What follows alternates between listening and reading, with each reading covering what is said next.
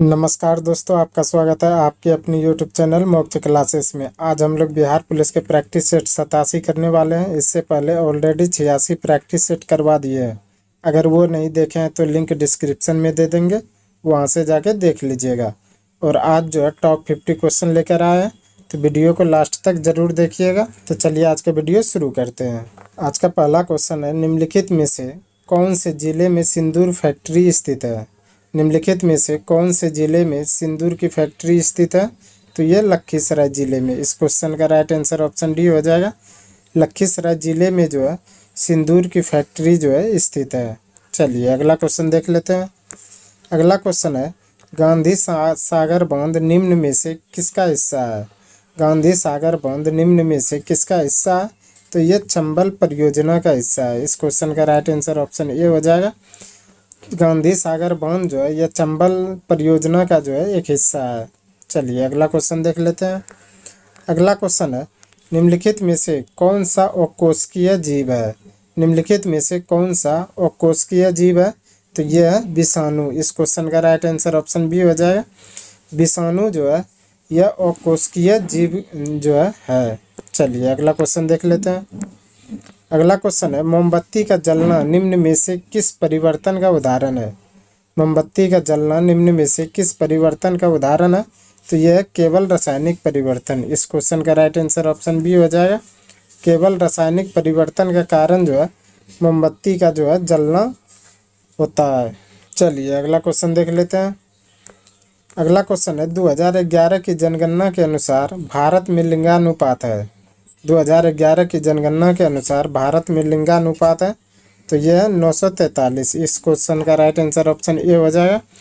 2011 की जनगणना के अनुसार जो है भारत में लिंगानुपात है 943। चलिए अगला क्वेश्चन देख लेते हैं। अगला क्वेश्चन है, भारत में रथ मंदिरों के निर्माता कौन थे। भारत में रथ मंदिरों के निर्माता कौन थे। तो ये थे पल्लव। इस क्वेश्चन का राइट आंसर ऑप्शन सी हो जाएगा। पल्लव जो है भारत में रथ मंदिरों के जो है निर्माता थे। चलिए अगला क्वेश्चन देख लेते हैं। अगला क्वेश्चन है, इंटरनेशनल नर्स डे किस दिन मनाया जाता है। इंटरनेशनल नर्स डे किस दिन मनाया जाता है। तो ये 12 मई को मनाया जाता है। इसका राइट आंसर ऑप्शन डी हो जाएगा। 12 मई को जो है इंटरनेशनल नर्स डे जो है मनाया जाता है। चलिए अगला क्वेश्चन देख लेते हैं। अगला क्वेश्चन है, मंत्रिपरिषद लोकसभा के प्रति सामूहिक रूप से उत्तरदायी होगी। यह वर्णन है। मंत्रिपरिषद लोकसभा के प्रति सामूहिक रूप से उत्तरदायी होगी, यह किसमें वर्णन है। तो यह अनुच्छेद 75 का जो है 3 में। इस क्वेश्चन का राइट आंसर ऑप्शन सी हो जाएगा। अनुच्छेद 75 के 3 में जो है मंत्रिपरिषद लोकसभा के प्रति जो है सामूहिक रूप से उत्तरदायी होती है। चलिए अगला क्वेश्चन देख लेते हैं। अगला क्वेश्चन है, किस विटामिन का रासायनिक नाम साइनोकोबालामीन है। किस विटामिन का रासायनिक नाम साइनोकोबालामीन है। तो यह विटामिन B12 का। इस क्वेश्चन का राइट आंसर ऑप्शन डी हो जाएगा। चलिए अगला क्वेश्चन देख लेते हैं। अगला क्वेश्चन है, भारत का सबसे अधिक लीची का उत्पादक राज्य है। भारत का सबसे अधिक लीची का उत्पादक राज्य है। तो यह है बिहार। इस क्वेश्चन का राइट आंसर ऑप्शन ए हो जाएगा। बिहार जो है भारत का सबसे अधिक लीची का जो है उत्पादक करने वाला राज्य है। चलिए अगला क्वेश्चन देख लेते हैं। अगला क्वेश्चन है, ब्रायोफाइटा पादप सामान्यतः पाए जाते हैं। बायोफाइटा पादप जो है सामान्यतः पाए जाते हैं। तो ये पाए जाते हैं नम व छायादार आवासों में। इस क्वेश्चन का राइट आंसर ऑप्शन सी हो जाएगा। नम व छायादार आवासों में जो है ब्रायोफाइटा जो है पादप जो है पाए जाते हैं। चलिए अगला क्वेश्चन देख लेते हैं। अगला क्वेश्चन है, भारत के राज्यपाल को अध्यादेश जारी करने की शक्ति प्रयुक्त की जा सकती है। राज्य के राज्यपाल को अध्यादेश जारी करने की शक्ति प्रयुक्त की जा सकती है। तो यह की जा सकती है राज्य सूची पर। इस क्वेश्चन का राइट आंसर ऑप्शन ए हो जाएगा। राज्य सूची पर जो है राज्य के राज्यपाल जो है अध्यादेश जारी करने की शक्ति जो है प्रयोग की जा सकती है। चलिए अगला क्वेश्चन देख लेते हैं। अगला क्वेश्चन है, निम्नलिखित में से दक्षिण भारत की सबसे ऊंची चोटी कौन सी है। निम्नलिखित में से दक्षिण भारत की सबसे ऊंची चोटी कौन सी है। तो यह अनाईमुड़ी। इस क्वेश्चन का राइट आंसर ऑप्शन बी हो जाएगा। अनाईमुड़ी जो है यह दक्षिण भारत की जो है सबसे ऊंची चोटी है। चलिए अगला क्वेश्चन देख लेते हैं। अगला क्वेश्चन है, सूती वस्त्र के साक्ष्य कहाँ से प्राप्त हुए हैं? सूती वस्त्र के साक्ष्य कहाँ से प्राप्त हुए हैं? तो ये हुए मोहनजोदड़ो में। इस क्वेश्चन का राइट आंसर ऑप्शन ए हो जाएगा। मोहनजोदड़ो से जो है सूती वस्त्र के जो है साक्ष्य जो है प्राप्त हुए हैं। चलिए अगला क्वेश्चन देख लेते हैं। अगला क्वेश्चन है, निम्न में से कौन सा योगात्मक बहुलक है? निम्न में से कौन सा योगात्मक बहुलक है? तो यह है पीवीसी। इस क्वेश्चन का राइट आंसर ऑप्शन सी हो जाएगा। पीवीसी जो है यह एक योगात्मक बहुलक है। पीवीसी का फुल फॉर्म होता है पॉलीविनाइल क्लोराइड। इसको भी याद रखिएगा। चलिए अगला क्वेश्चन देख लेते हैं। अगला क्वेश्चन है, निम्नलिखित में से कौन से वृक्ष में अपस्थानिक मूल पाई जाती है? निम्नलिखित में से कौन से वृक्ष में अपस्थानिक जो है मूल पाई जाती है? तो ये बरगद वृक्ष में। इस क्वेश्चन का राइट आंसर ऑप्शन डी हो जाएगा। बरगद वृक्ष में जो है अपस्थानिक मूल जो है पाई जाती है। चलिए अगला क्वेश्चन देख लेते हैं। अगला क्वेश्चन है, सोनार में कौन सी तरंगें प्रयुक्त होती है? सोनार में कौन सी तरंगें प्रयुक्त होती है? तो ये होती है पराध्वनिक। इसका राइट आंसर ऑप्शन ए हो जाएगा।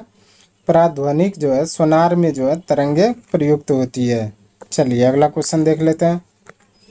अगला क्वेश्चन है, स्टेनलेस स्टील में निम्न में से कौन सा तत्व मौजूद नहीं है? स्टेनलेस स्टील में निम्न में से कौन सा तत्व मौजूद नहीं है? तो ये टंगस्टन मौजूद नहीं है। इस क्वेश्चन का राइट आंसर ऑप्शन सी हो जाएगा। टंगस्टन जो है स्टेनलेस स्टील में जो है मौजूद तत्व नहीं होता है। चलिए अगला क्वेश्चन देख लेते हैं। अगला क्वेश्चन है, कोशिका में कौन सी आनुवांशिक पदार्थ है? कोशिका में कौन सी आनुवांशिक पदार्थ है? तो यह है डीएनए। इसका राइट आंसर ऑप्शन ए हो जाएगा। डीएनए जो है कोशिका में जो है आनुवांशिक पदार्थ पाया जाता है। चलिए अगला क्वेश्चन देख लेते हैं। अगला क्वेश्चन है, निम्न में से किस प्रकार के बल्ब में ऊर्जा की खपत सबसे कम होगी? निम्न में से किस प्रकार के बल्ब में ऊर्जा की खपत सबसे कम होगी? तो यह एलईडी टाइप में। इसका राइट आंसर ऑप्शन डी हो जाएगा। एलईडी टाइप बल्ब में जो है यह ऊर्जा खपत जो है कम होती है। चलिए अगला क्वेश्चन देख लेते हैं। अगला क्वेश्चन है, निम्नलिखित में से जम्मू और कश्मीर में खारे पानी की झील कौन सी है? निम्नलिखित में से जम्मू और कश्मीर में खारे पानी की झील कौन सी है? तो यह सोमू रीरी। इसका राइट आंसर ऑप्शन सी हो जाएगा। सोमू रीरी जो है यह झील जो है जम्मू कश्मीर में है और यह खारे पानी की झील है। चलिए अगला क्वेश्चन देख लेते हैं। अगला क्वेश्चन है, भारत में वन्य जीव संरक्षण अधिनियम किस वर्ष लागू किया गया है? भारत में वन्य जीव संरक्षण अधिनियम किस वर्ष लागू किया गया है? तो ये 1972 में। इसका राइट आंसर ऑप्शन सी हो जाएगा। 1972 में जो है भारत में वन्य जीव संरक्षण अधिनियम जो है लागू किया गया है। चलिए अगला क्वेश्चन देख लेते हैं। अगला क्वेश्चन है, वह पादप कौन सा है जिसमें बीज फलों के भीतर होते हैं?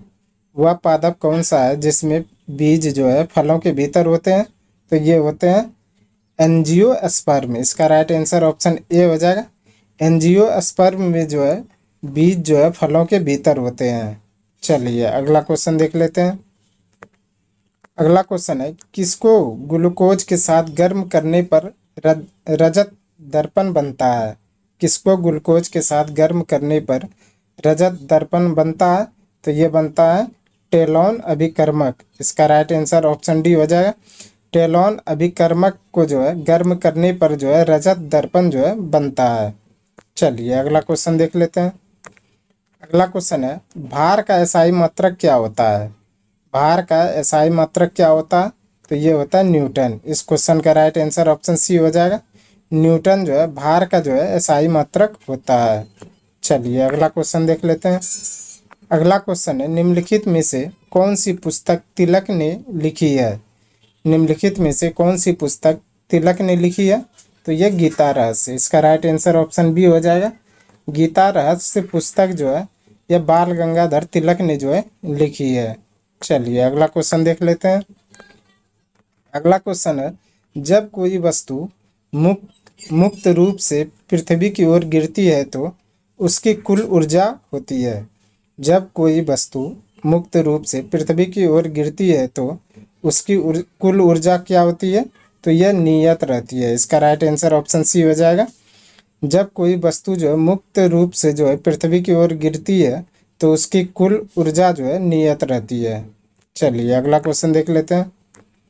अगला क्वेश्चन है, मनुष्य में प्रति मिनट हृदय स्पंदन होता है। मनुष्य में प्रति मिनट हृदय स्पंदन होता है तो यह 72 बार होता है। इसका राइट आंसर ऑप्शन ए हो जाएगा। मनुष्य में प्रति मिनट हृदय स्पंदन जो है यह 72 बार होता है। चलिए अगला क्वेश्चन देख लेते हैं।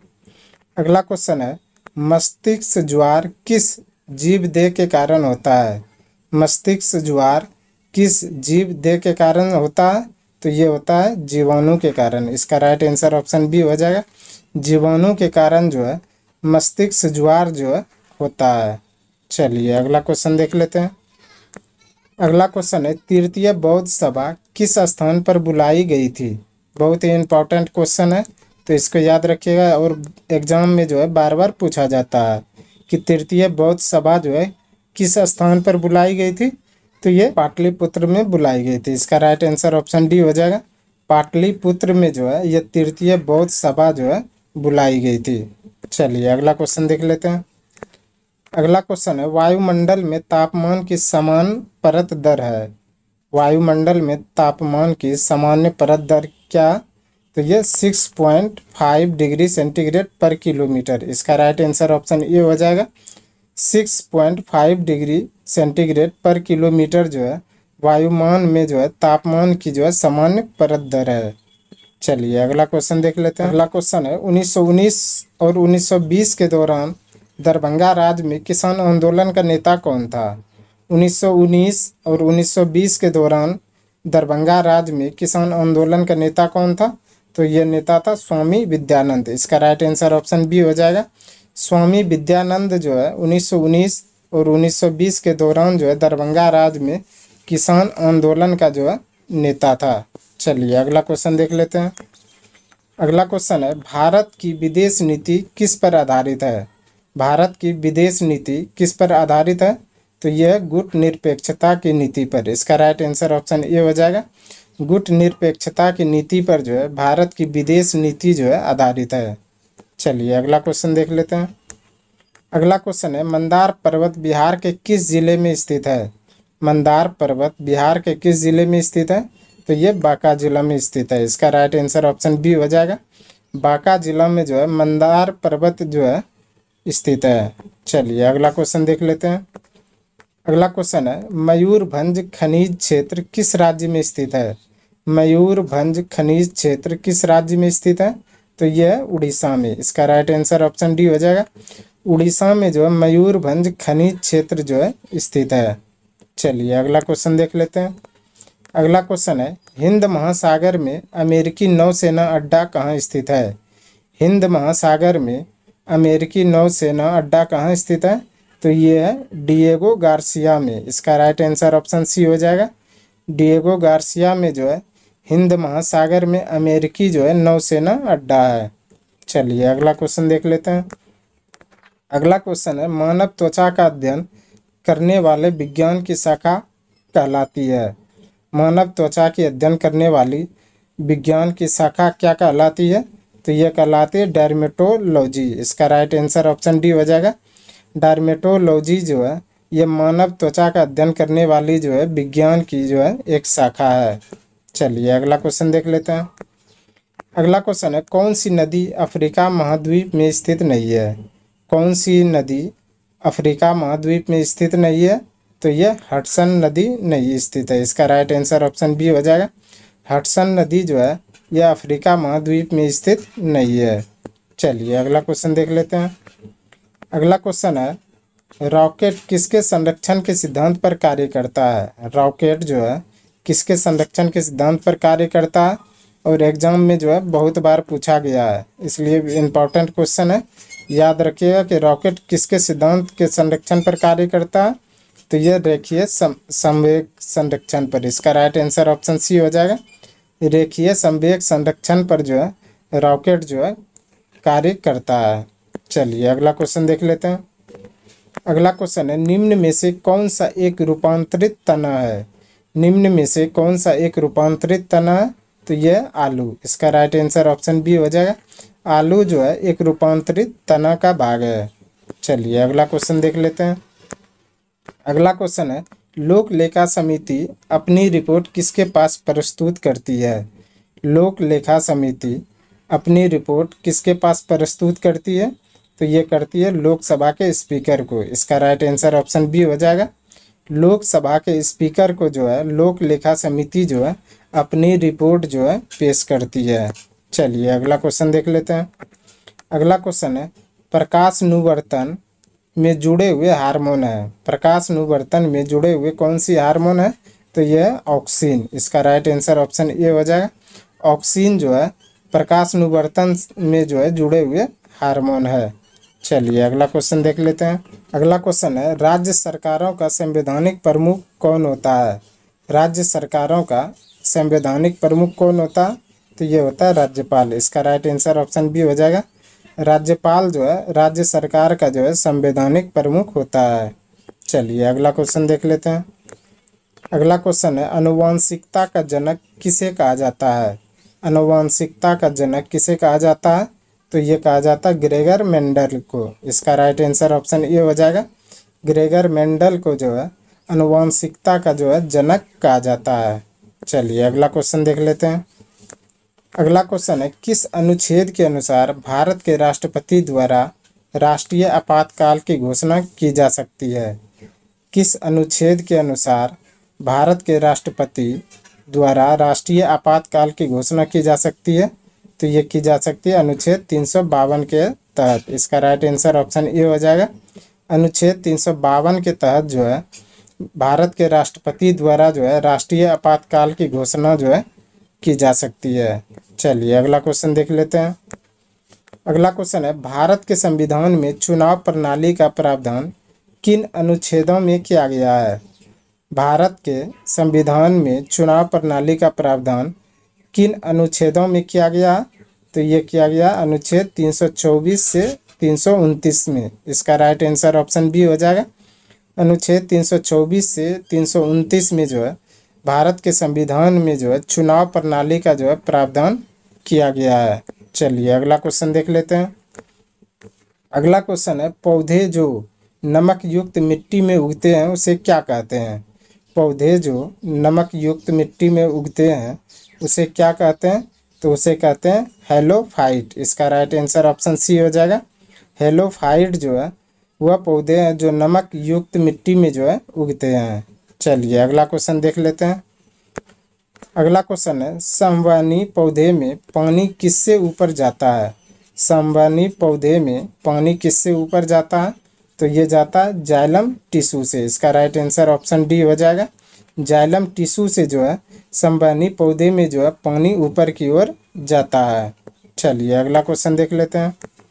अगला क्वेश्चन है, आरएनए का मुख्य कार्य क्या है? आरएनए का मुख्य कार्य क्या है?